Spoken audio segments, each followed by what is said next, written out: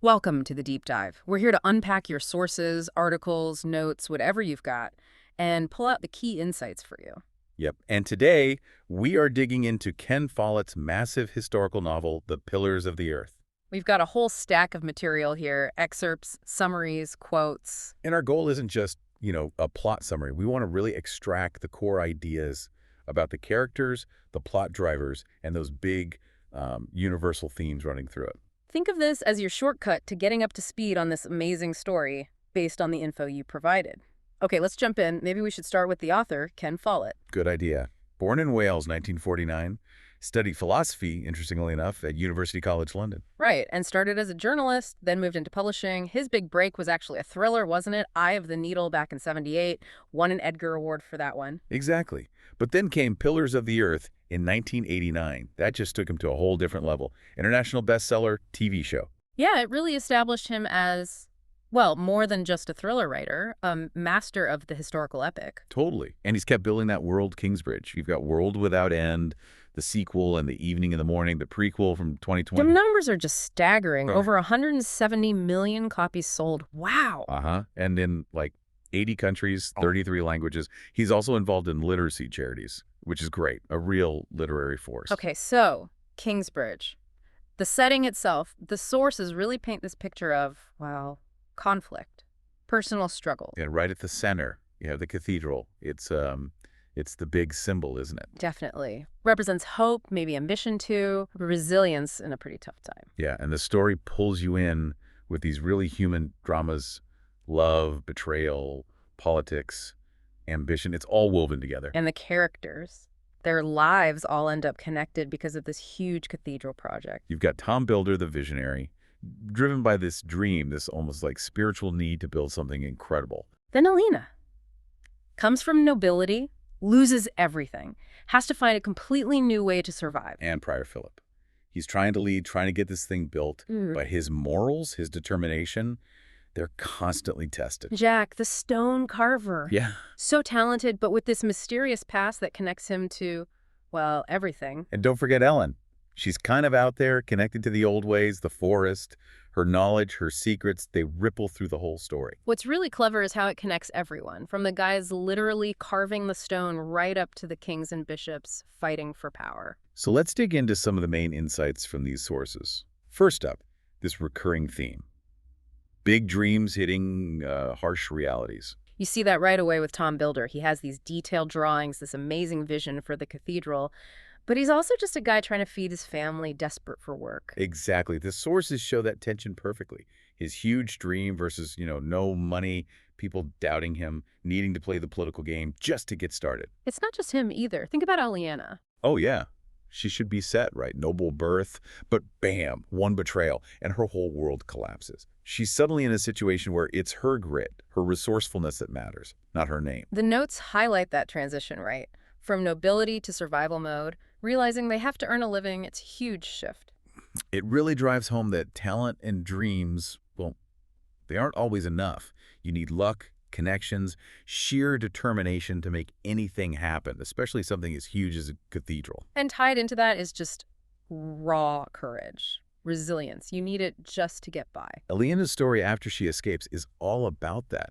She's traumatized, obviously, but she's still looking after Richard. And that moment, facing the outlaw, killing someone for the first time to protect her brother, that's intense. It really is. It's not heroic courage. It's desperate courage. Sources pick out those lines, but desperate people find courage, and we have to take care of each other. It's fundamental. That vow she makes too, I'll swear by all the saints that I will take care of my brother. It's not just words, it's this fierce promise born out of total despair. You see resilience later, too, with Richard wanting to reclaim what they lost and the townspeople sticking together. It's not just individual survival. It's about the community pushing back against the bullies. Speaking of bullies, Yeah. let's talk about power, ambition, and how corrupting it can be.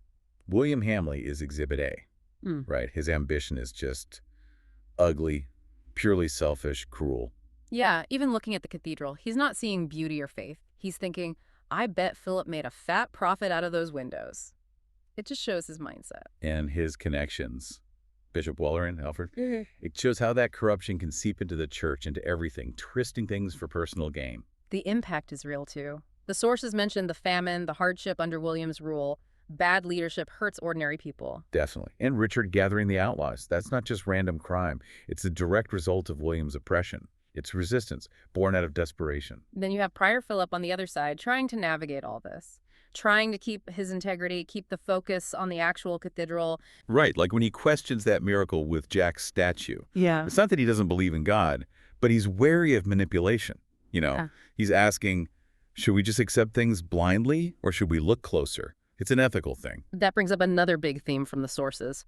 Faith versus skepticism. It's always there, isn't it? It really is. That supposed miracle is a great example. The crowd loves it, faith renewed. But Philip's like, hang on, let's look at this rationally. It's not anti-faith. It's just exploring how faith works alongside reason. And yeah, the possibility of people faking things. You also get characters like Peter of Wareham, Mm-hmm. really rigid about the rules. Monks can't eat meat or drink wine, that kind of thing. Yeah, but the sources give us that great exchange where Philip pushes back. Right. Peter's all proud of following the letter of the rule, and Philip says basically, remember what else St. Benedict said? Everyone has their own gift. And that line, a man may just as easily frustrate the will of God through excessive humility. That's powerful. It suggests faith isn't just about rigid rules. It's about understanding nuance, maybe even common sense sometimes. Exactly. It's a more complex view of faith. And then there's Jonathan, just a kid, asking the biggest question. Why does God let people starve? Ooh, yeah.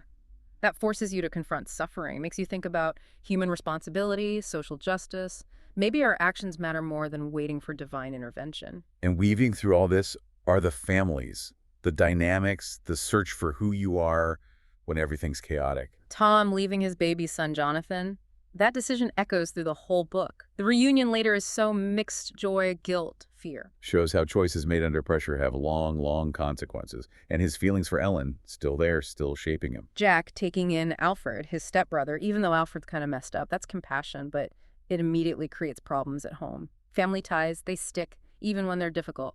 Yeah, and Ellen showing up again during Philip's trial, that's huge. Not just for the plot, but because she reveals these hidden connections, challenges the powerful people, and finds her own voice. Past secrets just bubbling up. Aliena's situation too, loving Jack, but pregnant by Alfred. The sources capture that internal conflict, the tough reality, especially for women back then. And the sources mentioned Aliena and Elizabeth working together, using their wits and social standing. It shows women finding ways to have agency, to shape things, even within constraints.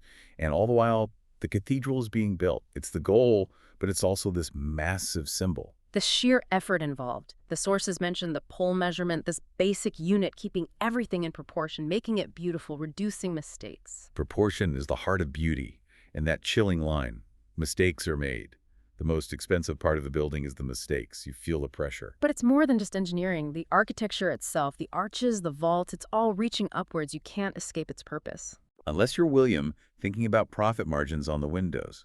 It grounds it back in earthly greed. True. And the sources say the townspeople's morale was the heart of the problem. It Right. wasn't just about stone. It was about belief, community, effort.